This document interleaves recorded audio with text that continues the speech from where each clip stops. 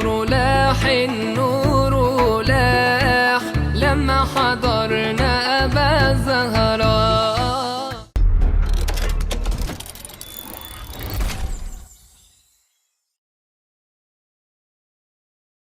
Allah asyhadu anna Muhammadar Rasulullah astaghfirullahaladzim astaghfirullahaladzim astaghfirullahaladzim. Assalamualaikum warahmatullahi wabarakatuh. Bismillah, alhamdulillah, wassalatu wassalamu ala rasulillah wa mawalah wa ba'dah amma ba'dah. La hadratin Nabi Mustafa Muhammad Rasulillah sallallahu alaihi wasallam ala alihi wa ashabihi wa dhurriyyatihi wa azwajihi wa auladil kiram jami' awliyaika minal masyriqi ilal maghrib bariya wa bariya masyuri wa mustura ina makanu sahibu hadil kitab aman syaraha wa likul niyatin salihah wa alama nawabi salafuna salih. Al-Fatihah. A'udhu billahi minasyaitanir rajim. Bismillahirrahmanirrahim. Alhamdulillahi rabbil alamin arrahmanir rahim maliki yaumiddin iyyaka na'budu wa iyyaka nasta'in ihdinas siratal mustaqim siratal ladzina an'amta 'alaihim ghairil maghdubi 'alaihim waladdallin amin. Bismillah, alhamdulillah, wassalatu wassalamu ala rasulillah wa mawalah wa ba'dah amma ba'dah. Alhamdulillahi rabbil alamin. Allah subhanahu wa ta'ala memberikan kepada kita nikmat iman, nikmat Islam, nikmat sehat walafiat, dan nikmat-nikmat lain yang sangat banyak yang tak bisa kita hitung. Terutama nikmat bisa diberi kesempatan oleh Allah untuk ada di majelis ilmu walaupun dalam kondisi yang redup, namun tidak meredupkan semangat kita. Semoga ini menjadi tanda bahwa Allah ridho. Amin. Baik, kita akan masuk di kalam yang ke 23-24 ya. Ya. Bismillahirrahmanirrahim. Man yazra'i syarra yahsud fi awaqibihi. Siapa orang yazra' menanam asyarra satu keburukan, yahsud fi awaqibihi maka cepat atau lambat orang tersebut pasti akan memanen keburukan. Nadamatan wa lihasdi zar'i ibanu. Ya, panenan yang paling jelas adalah panenan itu bernama penyesalan. Ya, yang pasti terjadi. Siapa orang menanam sebuah keburukan, maka ia pasti akan memanen dari tanamannya itu. Ya, kalau ditambahi baik langsung maupun tidak langsung. Kalau dalam bahasa surah Furqan, wa may yadhlim minkum nudzikhu 'adzaban kabira. Siapa orang yang melakukan sebuah kedoliman, maka pasti ia akan merasakan dari apa yang pernah ia lakukan. Nah, jadi hari ini patut kemudian kita muhasabah. Nah, si A misalkan dapat teman bisnis yang menipu. Ya, yang menipu. Jangan buru-buru kemudian mengatakan bahwa ini ujian. Boleh jadi ini justru tanaman. Karena pernah kita berbuat zalim pada orang lain. Lalu kemudian orang menipu kita. Nah, orang yang menipu kita ini juga sebuah tanaman yang kelak juga nanti akan memanen dengan orang lain. Atau mungkin bahkan dia juga memang sudah biasa menipu dan sebentar lagi akan memanen. Nah, berarti kalau itu namanya jengkeli ketemu gadeli. Maksudnya sama-sama, circle-nya jadi seperti itu. Circle-nya jadi seperti itu. Nah, lalu apakah kemudian Allah zalim? Kalau bahasa surah Al-Baqarah, wa ma zalamuna walakin kanu anfusahum yadhlimun. Allah sama sekali tak zalim. Yang zalim adalah orang yang melakukan kezaliman itu. Dalam satu kitab An-Nawadir itu disebutkan bahwa ada orang yang dia itu bertahun-tahun melakukan keburukan dan keburukannya itu sangat rapi ya, keburukan itu. Nggak ada tetangga yang tahu, nggak ada siapa-siapa yang tahu, tapi dia banyak merugikan orang lain. Istrinya berkata, "Mas, mbok leren lah, kau melakukan dosa-dosa seperti itu." Loh, nyatanya ngelakoni dosa terus ya orang apa-apa. Ya ndak kan suatu ketika nanti Allah pasti akan tegur. Enggak, nyatanya lancar-lancar wae. Hingga satu ketika kemudian Allah menegurnya dengan suatu hal, baru dia mengatakan dengan kata-kata yang saya ingat, yang berarti telah penuhlah tabunganku sehingga butuh untuk dipecahkan. Nah, pecahkan kezaliman. Oleh karena itu, Mas Mbak rahimakumullah, hal yang paling simpel kita pahami adalah setiap hari ini adalah kelak kita akan menanam apa, ya, sehingga hari esok kita akan memanennya. Kalau kebaikan, ya sama, kebaikan pun menjadi kebaikan. Hal jazaa'ul ihsan illal ihsan. Apakah balasan dari kebaikan itu bukan kebaikan? Jelaslah itu kebaikan. Nah, ada sekian banyak hal-hal yang terjadi di sekeliling kita. Balasan dari hal itu bisa cash, ya, bisa cash, dan itu alhamdulillah kalau cash. Bengi ngrasani iso-iso terus kemudian di kesandung atau seneni wong, ya alhamdulillah. Ya kalau pas kita lagi ndak sensi nggak kerasa, tapi pas lagi sensinya itu, masya Allah, itu rahmat Allah berarti. Kalau paling kerasa pas sensi itu di Mekah itu, kerasa banget itu. Oh, pokoknya kerasa banget. Saya pernah nerangkan seperti ini. Maka siapapun yang menanam sedikit saja kezaliman nanti pasti akan menuai dan bahkan masih di sini. Kalau termasuk orang yang dirahmati oleh Allah. Karena orang dirahmati oleh Allah, disayang oleh Allah, itu berarti jangan sampai tabungan keburukannya menumpuk. Mumpung masih sedikit dikelirkan, masih sedikit dikelirkan. Nah, singkat cerita, saya cerita pada para jamaah begitu kurang lebih bahwa bos pokoknya di sini sedikit pun jangan sampai. Hatta itu urusan hati. Sing paling aman adalah kalau langkah kaki itu misalkan subhanallah, langkah kiri alhamdulillah, atau dibalik, langkah kanan istighfar, langkah kiri sholawat. Jadi selama perjalanan ke masjid maupun pulang terus seperti itu. Hatta itu yang sudah biasa ke sini sekalipun, ke Mekah atau ke Madinah sekalipun, jangan pernah merasa bahwa dirinya itu ada kesombongan, harus biasa begitu. Nanti pasti dikerjani sama Gusti Allah. Saya bicara seperti itu. Kenapa kok harus selalu dzikir? Sebab hati itu kalau kosong dari dzikir pasti akan diisi oleh hal-hal yang buruk, oleh setan. Hati itu kalau kosong dari dzikir pasti akan diisi oleh setan.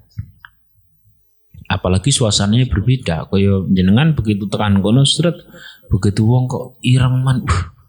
Nang atike ya muni aspal lewat. Wong putih man.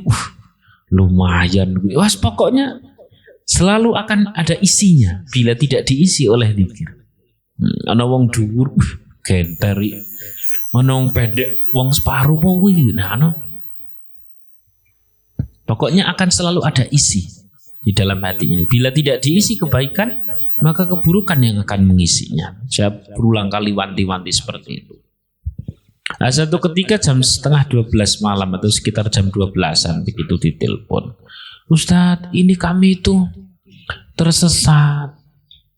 Kami mohon maaf, tadi mungkin pas ngaji ya kami langsung praktek. Saya bilang sama teman saya ini, alah gampang kok nek balikin jalan balik, aku ngerti. Ini ternyata kami berdua ndak tahu jalan pulang." Lalu saya bilang, "Di kanan kiri Bu ada apa?"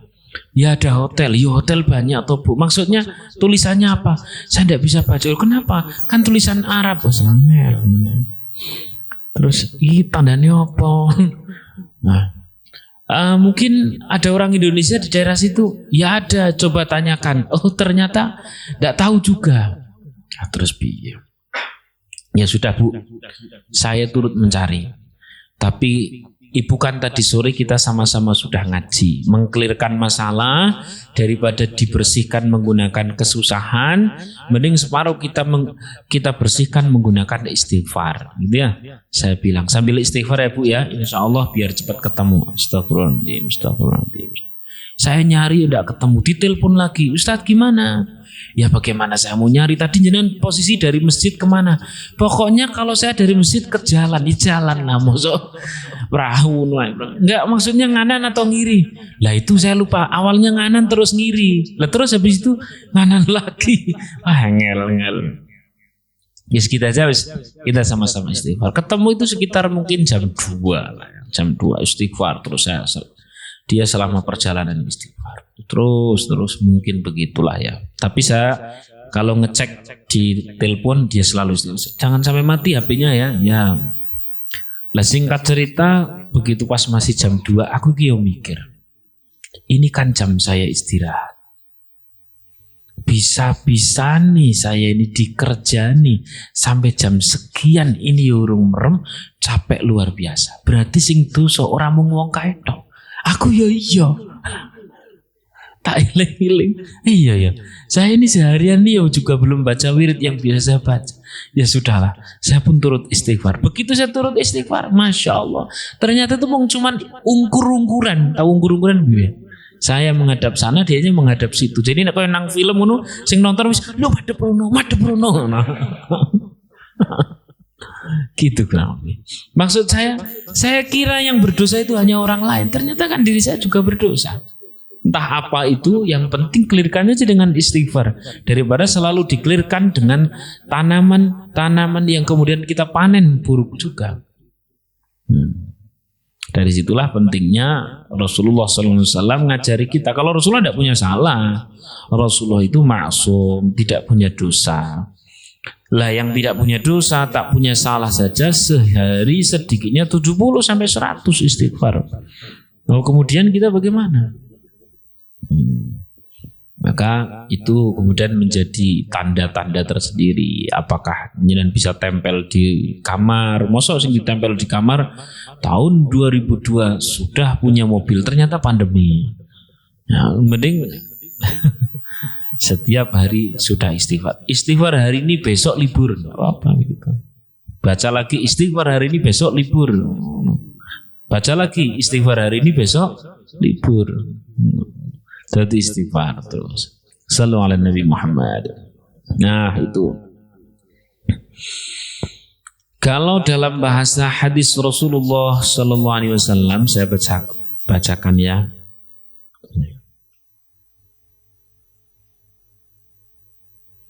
Bismillahirrahmanirrahim. Man kanat 'indahu madlamatun li akhihi min 'irdihi aw min syai'in falyatahallalhu minhu al-yawm. Ya. Siapa orang yang dia berbuat zalim kepada saudaranya baik terhadap kehormatan, wis tau ngenyek misalkan gitu. Wis tau ngenyek. Atau di dalam hal yang lainnya misalkan harta. Maka apa kata Rasulullah? Falyahtalilhu. Maka hendaklah ia meminta kehalal. Kata-kata yahtalilhu itu, hadis itu, inilah yang kemudian menginspirasi ada bahasa halal bi falyahtalilhu. Maka memintalah halal. Ya. Al-yauma, sekarang juga. Atau hari ini juga mumpung masih di dunia. Kenapa? Qabla ayyakuna dinarun wala dirhamun. Sebelum dinar dan dirham tidak akan berlaku lagi. Kapan dinar dirham tidak berlaku?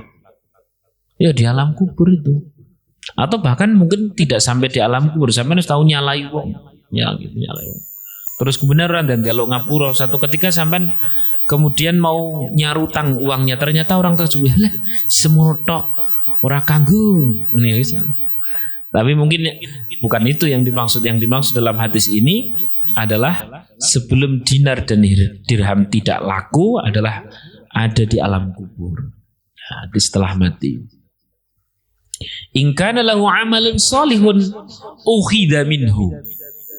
Apabila orang yang melakukan kesalahan, kita yang melakukan kesalahan pada diri seseorang memiliki amal soleh, maka amal soleh itulah yang akan digunakan biqadri madlamatihi, digunakan untuk membayar kita punya kedoliman.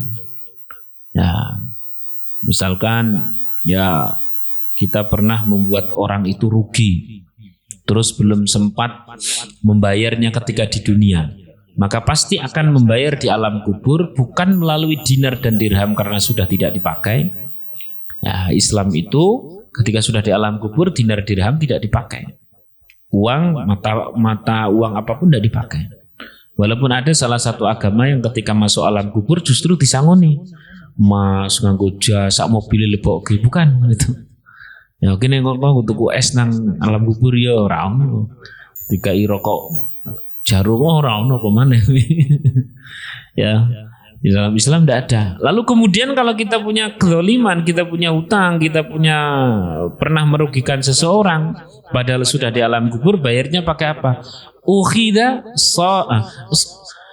in kana lahu amalun shalihun ukhidha minhu. Kalau orang tersebut, kita ini yang punya salah, maka kita akan membayar kesalahan kita dengan diambilnya amal soleh. Padahal amal soleh kita minim. Sholat, yo isine ngalamun, ya kan? Maca Quran, ngerti-ngerti semalam Jumat, ora maca Quran mana? Kadang nanti maca Quran yang ngenteni Ramadan. Gelem-gelem maca Quran mau kepingin banget narjet sak juz gitu, kadang 2 lembar. Wis dilatih we Quran kurang piro. Kita yang minim amal-amal soleh buat bekal itu sudah harus dibayarkan kepada orang yang pernah kita dolimi. Wa illam yakun lahu hasanatun, kalau kemudian kita melakukan keburukan itu tapi tidak punya kebaikan, maka ukhidha min sayyiati sahibihi fahumila alaih, maka kita yang kemudian mengambil keburukan-keburukan orang yang kita dolimi itu, dosa-dosa yang orang yang kita dolimi itu untuk kita tanggung. Orang lakoni dosa tapi melu nanggung dosa. Kenapa? Kita pernah nipu orang. Kenapa? Kita pernah nyakitin orang. Kenapa? Mata kita pernah menyakiti, lisan kita pernah menyakiti, tangan kita pernah menyakiti. Habis toh duwe kebaikan, habis ke sana. Kemudian kalau kebaikan habis kok masih kurang, kemudian keburukan orang tersebut kita tanggung. Yo, rugi. Itulah yang namanya al-muflis. Maka Mas Mbak rahimakumullah, wis simpel lah. Urip nang akhir zaman ki ora dosa tok lho wis matur suwun. Enggak dosa tok wis matur suwun. Syukur-syukur bisa ibadah. Syukur-syukur bisa ibadah. Ketemu orang karena jenengane wong angel lho. Meneng diarani sombong, ya kan?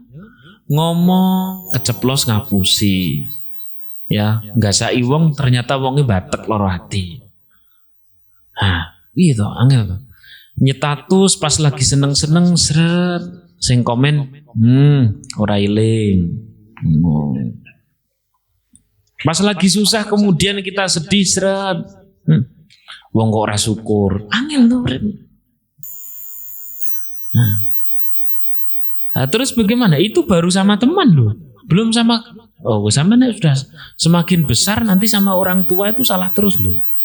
Ini wis tak bolak-balik tak warning, salah terus wis pokoknya meneng salah, muni salah, teko salah, lungo salah, anteng salah, gerak yo salah. Wis. Nah terus gampang. Sing penting ora dosa. Terus itu pun masih kita jagani ya, preventif dengan terus membaca istighfar, baca sholawat dan sebagainya. Masya Allah. Udah terus. Apalagi yang tugas-tugas itu, tugas-tugas di kantor, ya, memudahkan orang. Nggo dikira nih, kakak, nek diangel-angel, ojo aku nang akhirat angel urusane. Piye? Wis pokoknya usahakan tidak dosa. Dan kemudian buat preventifnya, buat alternatifnya memperbanyak apa? Istighfar. Wis gitu aja. Gitu aja. Dan biasa saja, memang sesuai cetakan aja. Ini memang asli sampean menengan ya ora usah digawe cerewet begitulah ya. Ini memang asli sampean cerewet yo ya dikurangi sih nek kuwi. Dikurangi karena semakin banyak bicara pasti semakin banyak salah. Tapi kemudian tidak bicara sama sekali ya tadi itu dikira sombong. Pokoknya pada intinya Syekh Abdul Fat Al-Busti kali ini menasihatkan kepada kita jangan pernah menanam kedoliman. Karena seorang yang melakukan kedoliman misalkan di Jawa, lalu kemudian dia pergi keluar Jawa dalam rangka menghilangkan jejak. Jawa bumi milik Allah, luar Jawa bumi milik Allah. Maka nanamnya di Jawa, panennya bisa di luar Jawa. Begitu. Karena sama-sama dalam naungan Allah Subhanahu wa ta'ala. Siapa menanam kedzaliman pada si A misalkan. Saya menanam kedzaliman pada si A. Saya menanam kedzaliman pada si A. Pernah salah dan ora gelem njaluk ngapura, gengsi jarine. Padahal setiap kesalahan, setiap terjadi kekeruan itu pasti setiap pihak pasti punya peran salah. Karena punya peran salah, punya keharusan untuk memaafkan satu sama lain. Nah, yang paling bagus yang meminta maaf pertama. Maka nek nuruti gengsi ora bakal nurampungi dadi wong apik. Sangel dadi wong apik, nek wong gengsinan sangel dadi wong apik.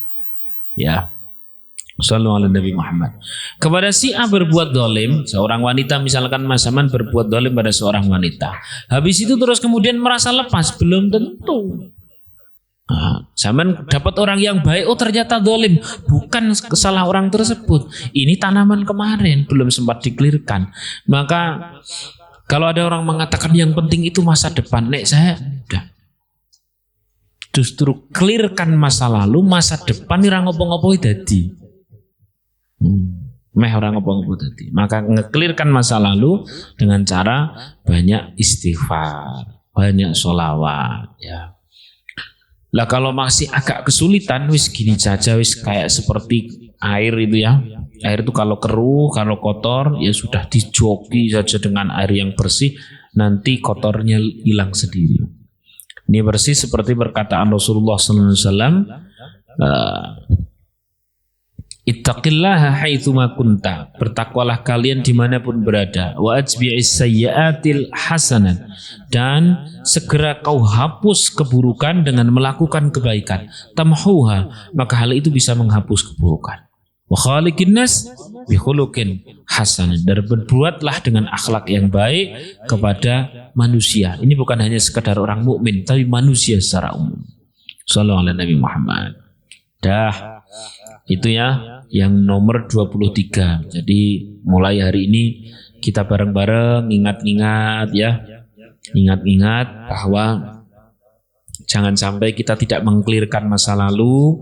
Nah, saya sendiri ya Mas Mbak, selalu nek ba'da sholat tak sempet ke baca istighfar minimal 3 kali.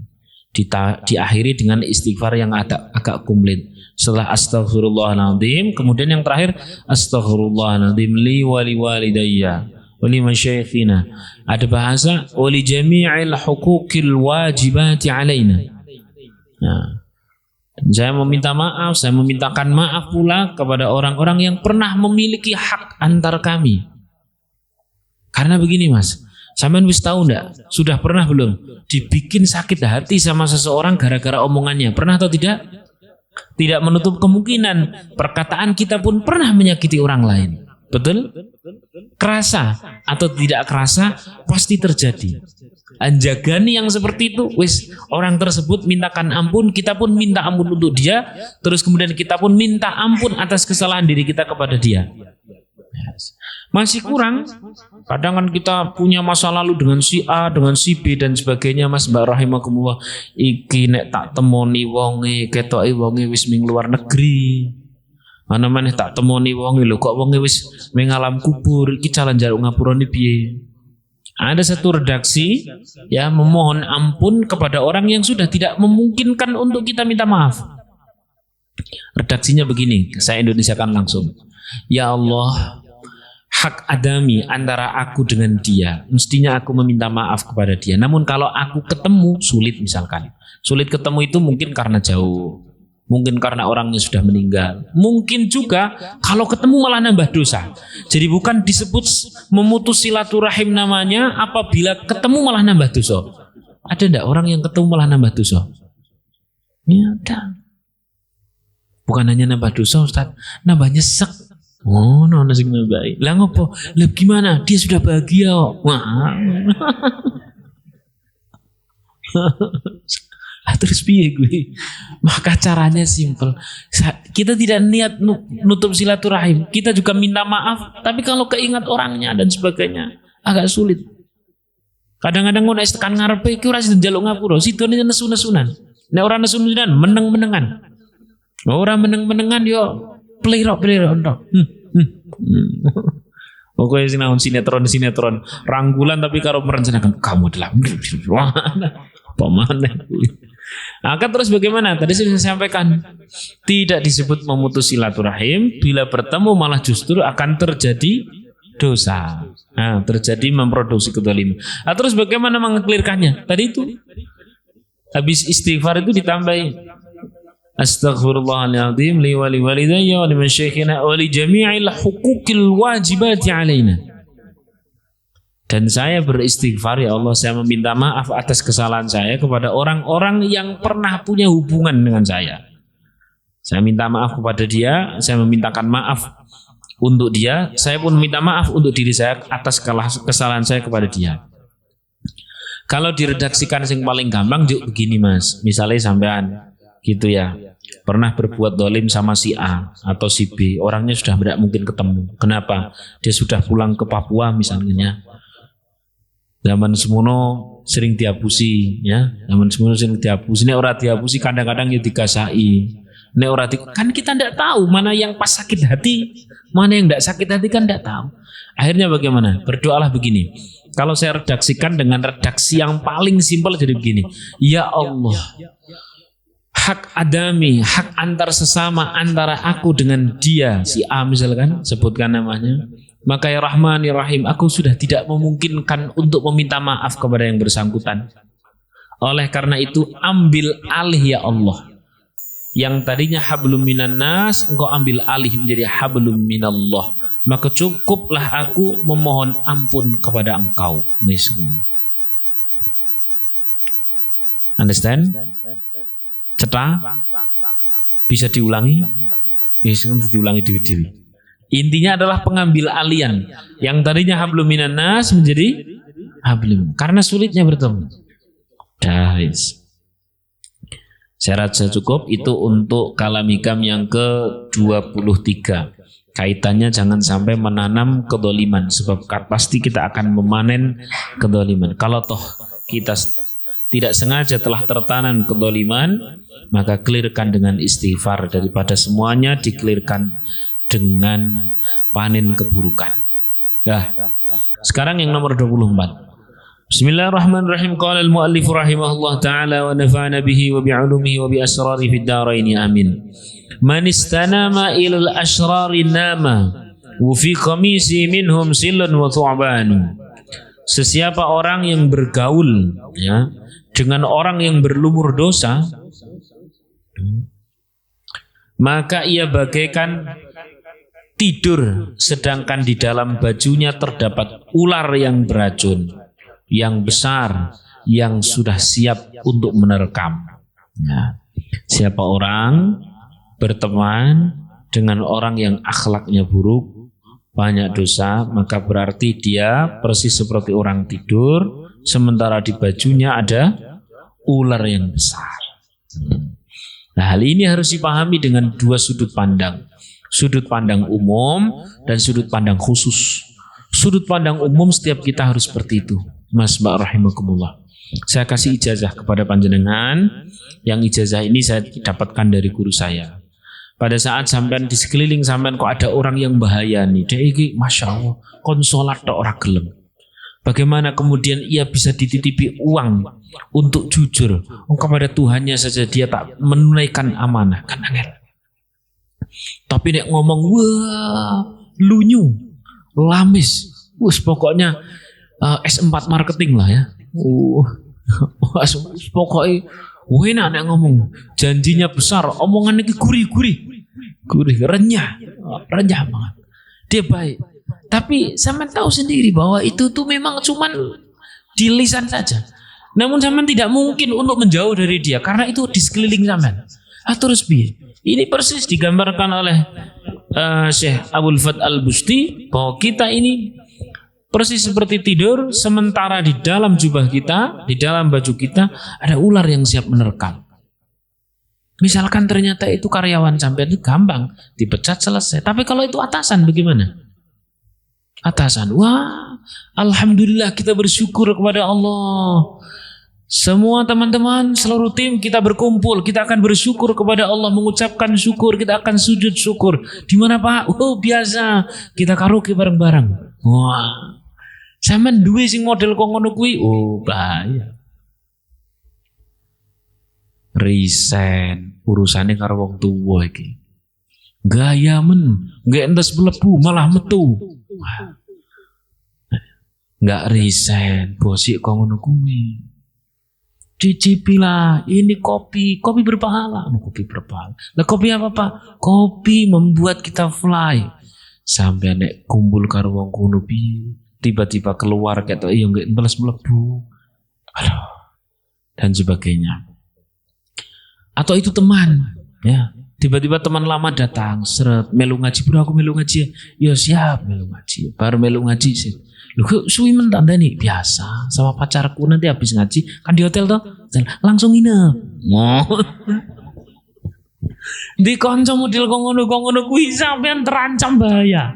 Bener-bener terancam bahaya. Suwi-suwi kok enak ya dadi kancaku ya. Ngaji dikonconi cewek bosen kan iso ganti. Astagfirullahaladzim. Tapi ora apa-apa lah nek cipi. Apa? Itu kita persis seperti tidur sementara di baju kita ada ular yang siap menerkam. Solusinya bagaimana? Solusinya perhatikan benar-benar. Kalau memang sampean ini memiliki power, maka rubah orang tersebut. Kesempatan sampean kemudian berdakwah. Karena dakwah itu tidak harus selalu ustaz, karena dakwah itu tidak selalu pakai dalil. Justru pertemanan itu adalah dakwah. Kalau punya power.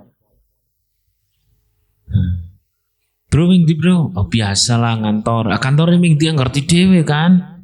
Ngerti dewe gitu, halas pokoknya kuwi lah. Nah enak, aku tak bungkuske. Aduh, apa mana?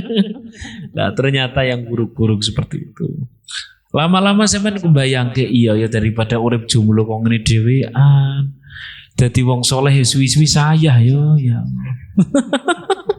Kata wis tobat tapi kok duwite cek padha wae.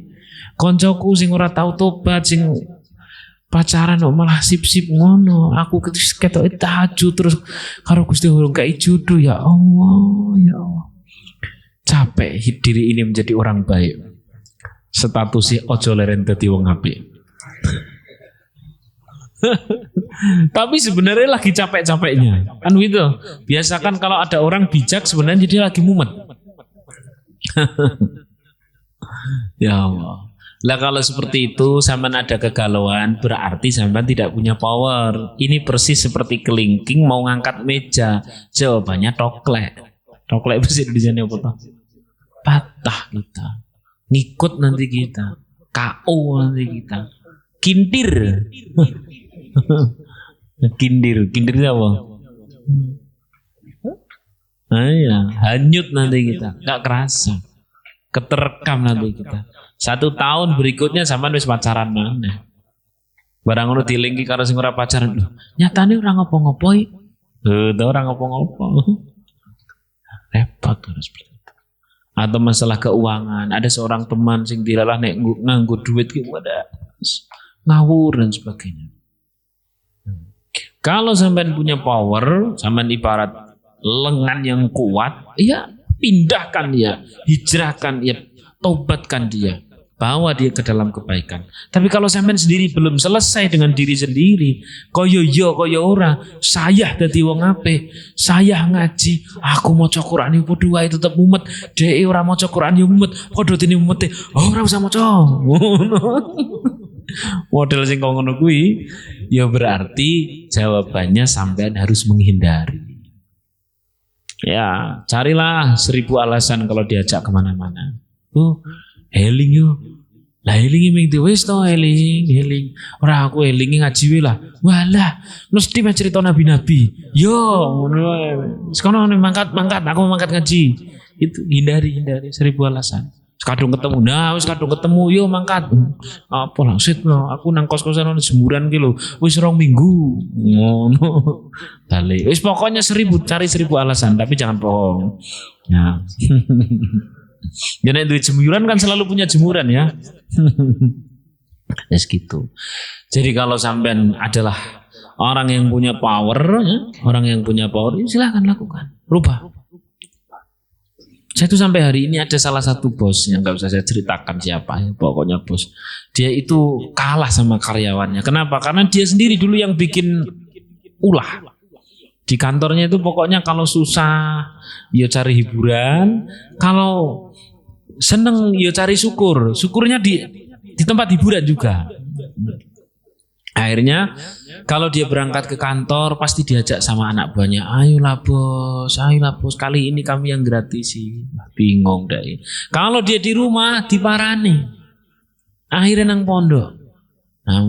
Kalau dia ditelepon sama teman atau sama karyawannya untuk yang ndak langsung bilang, aku nang pondok kilo lagi ngurus-ngurus bangunan. Gitu bilang. Ya ayo mangkat toh. Rono nek wani omong karo ustate, niki tak kei. Ojo. Jadi dia ngapa-ngapain, paling bar salat glundar. Ada yang seperti itu, nyari aman. Karena orang kalau sudah ada di circle keburukan keluarnya lebih sulit. Kayak nang film-film Mandarin gitu. Masuk bisa, keluar tidak bisa kecuali sudah jadi mayat. Ya enggak gitu-gitu amat sih. Mohon pertolongan kepada Allah ya untuk dijaga dari keburukan. Dawis itu case pertama atau orang umum. Orang apa? Umum. Orang umum itu diri kita. Kalau kita diberikan kemampuan merubah akhlak teman yang buruk lebih bagus. Tapi kalau diri kita saja belum selesai dengan diri sendiri, masih sering galau, hati ini satu, tapi kadang bingung, debat di sana, itu berarti sampean belum selesai. Debat di kono. Misalnya debating ini. Tembak ora, tembak. Oh, tembak tetepan. Tapi gue kan dosa ora, ora dosa. Ngandani. Iki model sing kok ngono kuwi. Belum selesai sampean, hindari itu teman. Ya, kalau sampean masih gampang galau seperti itu. Tapi kalau sampean sudah mantep, ini saya mantep, saya ngaji, saya sudah tobat, saya sudah di circle orang-orang yang baik, orang-orang yang soleh, walaupun saya belum baik, walaupun saya belum soleh, tapi saya senang dengan lingkungan orang yang soleh. Ya, mantep. Terus kemudian itu ada yang kurang baik, saya ajak saja ke sini. Kalau saya diajak ke sana, saya tidak mau. Kalau memang dia butuh saya, ke sini. Saya akan tunjukkan bahwa orang yang sudah ngaji itu memiliki akhlak. Akhlak itulah senjata. Akhlakul karimah. Maka satu ketika misalkan orang tersebut bilang, "Bang, aku lagi gak butuh kok ngene iki." Ono iki. Lho kok kuwi apian men? Sing apian itu aku. Sing apian iku Islam. Terus kuwi ndek saka ndi? Saka ngaji to ya. Nek aku melu entuk ora? Melu. Entuk karo pacar kuwi. Oh iya entuk. Kok nek kowe pengen piye? Ora. Ngono. Wong aku wis meh bojo kok. Lah terus calone lha kuwi sing urung. Ngono. Tapi sampean punya prinsip yang kuat.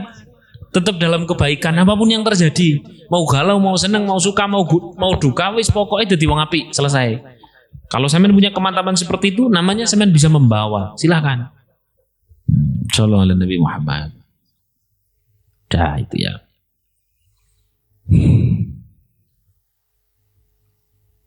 Kemudian yang nomor dua,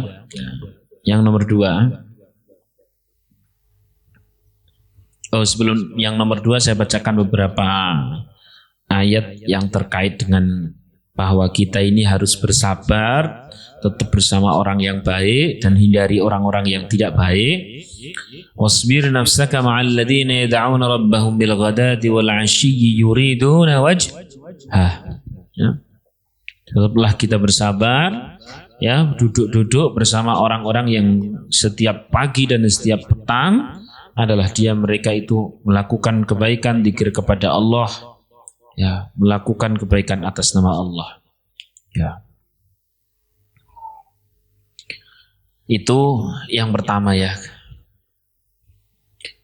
Karena memang ada hadis riwayat Abi Dawud, ar-rajulu ala dini khalilihi. Seseorang itu bergantung agama temannya. Falyanzur ahadukum may yukhalil. Maka hendaknya perhatikan siapa yang akan engkau jadikan teman. Yes. Itu harus dipegang. Ini secara umum ya. Kemudian yang terakhir adalah orang-orang khusus. Ini orang lain. Ada misalkan habaib, ada misalkan kiai, ada misalkan gus yang sengaja menemani orang-orang yang zalim, maka kita tidak boleh suudzon. Kita tidak boleh menstandarkan kelas iman kita yang masih bisa katut, kemudian kita gunakan untuk mengukur orang lain yang boleh jadi sudah lebih kuat. Ono Gus konconane karo wong-wong zalim, dino-dino ngombe dan sebagainya. Tidak boleh kita seperti itu. Karena yang namanya orang dakwah itu pasti ada dua. Ada orang dakwah dari luar, ada orang dakwah dari dalam. Dari luar itu adalah memang deng-dengan kita dengan kedoliman. Deng-dengan itu apa? Adep-adepan. Perang antara kebaikan dengan kedoliman. Namun di waktu yang sama, sesama pendakwah ini juga harus kerjasama dengan orang yang cara berdakwahnya nyusup ke dalam. Ini terjadi. Logika yang paling simpel, sampean punya seorang teman yang dia masih minum minuman keras. Kalau seluruh temannya itu menjelek-jelekkan ini teman yang masih minum minuman keras, saya tanya, dia kira-kira bertobat atau tidak? Malah jauh. Maka harus ada salah satu di antara kita yang kemudian ngerem dia dengan cara menemaninya, dengan cara seolah-olah ada di pihak dia. Betul? Nah, ini namanya dakwah dari dalam. Dakwah dari dalam.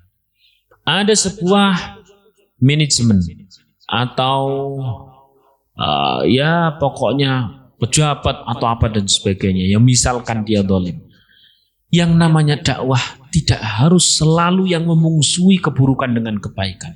Ada juga yang nyusup ke dalam. Nah, terhadap yang nyusup ke dalam itu kita mending angkat tangan saja. Saya husnudzon, saya tidak tahu apa yang terjadi, tapi saya husnudzon. Kenapa? Husnudzon yang salah lebih baik daripada suudzon yang benar. Sallallahu alaihi Nabi Muhammad. Udah gitu aja. Saya kasih contoh yang paling gampang. Di sebuah tempat dulu itu ya, saya awal-awal dakwah begitu. Ya saya sendiri belum punya apa-apa kala itu. Ada seorang preman desa lah ya, preman desa. Itu kalau minum minuman keras bersama temannya itu diusir sama sebuah ya lembaga pendidikan begitu ya. Pesantren diusir. Tapi justru sama pesantren tetangganya dilindungi, golekin gon. Nah, ini kita sebagai orang awam kan bingung. Iki piye to? Iki piye? Kalau ngelihat padahal dua pesantren ini nek dong pas kumpul yo akrab. Sing siji mungsuhi wong dolim, sing siji malah ngoncon. Ternyata inilah yang namanya kerjasama tak tertulis. Jadi yang namanya dakwah itu memang harus ono sing saka ngarep, ketok tegas, harus ada yang nyusup. Nah, karena cuman yang nyusup tok, yo katut kabeh. Kalau cuman di depan tok orang, maka itu orang buruk, putus asa, orang ono sing ngonconi. Hingga satu ketika ini preman bapaknya meninggal, saya tanya, kira-kira dia akan datang kepada pesantren yang memusuhi dia atau pesantren yang melindungi dia? Pas bapaknya ndak ada, barulah ini Gus yang melindungi preman tersebut bilang begini, wis toh, Der, memang namanya kentir, asli sama singkat namanya. Wis toh Der, bapakmu rano, kondisi ini kok ngono kae, pas ora usah diceritake, ndak usah diceritakan. Pertanyaannya, kasihan ndak? Kasihan. Tega ndak? Ndak tega. Lebih ndak tega lagi kalau sampean sama nanti. Iya. Nah, terus piye? Ya, saya tolong direwangi.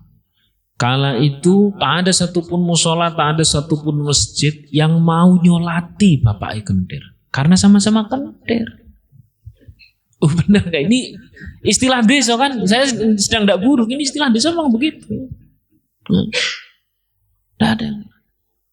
Mungkinkah dia ke pesantren atau ke masjid yang memungsuinya? Walaupun dalam rangka dakwah? Tidak mungkin, pasti ke yang melindungi. Akhirnya disolati sama santri-santri dan diulesi. Maka wajar kan? Tadi kendir tadi terus kemudian akhirnya merasa berterima kasih. Terus kemudian jadi api, jadi hikmah nang pondok. Konco-konco lebih, kowe anak buahku ini. Saiki aku ora bosmu. Nek meleh melu aku, yo kene melu ngaji. Nek meh ora melu aku, yo kono. Ternyata ikut. Berarti kendir kena, maka anak buahnya kena semuanya dalam circle taubat. Bayangkan kalau dalam desa tersebut dua tokoh memungsuhi semua, tambah putus asa. Betul? Shallallahu ala Nabi Muhammad. Maka hari ini saya mulai lihat ada keturunan kiai, ada keturunan habaib, ada keturunan orang-orang baik. Lu kok malah ngonconi wong dolim? Husnudzan. Husnudzan. Jangan turut bicara buruk karena kau tidak tahu sepenuhnya. Sepakat? Mung yo aja melu-melu. Gawe kok ono nganu malah dakwah iki nang lokalisasi yo. Saya terinspirasi. Katut nang kelasan, katut. Nah, maka tadi saya sudah sampaikan ada kisnya orang yang awam kita, orang awam caranya bagaimana? Ya muhasabah. Kalau kita ini kelingking, ya mending lebih baik menghindari keburukan. Kalau kita ini punya power, ya bawalah orang yang buruk menjadi baik. Itu untuk kis kita. Tapi kalau untuk kis orang lain yang dia memang berdakwahnya di lingkungan yang buruk, jawabannya apa? Husnudzan. Al-Fatihah. A'udzubillahi minasyaitonir rajim. Bismillahirrahmanirrahim.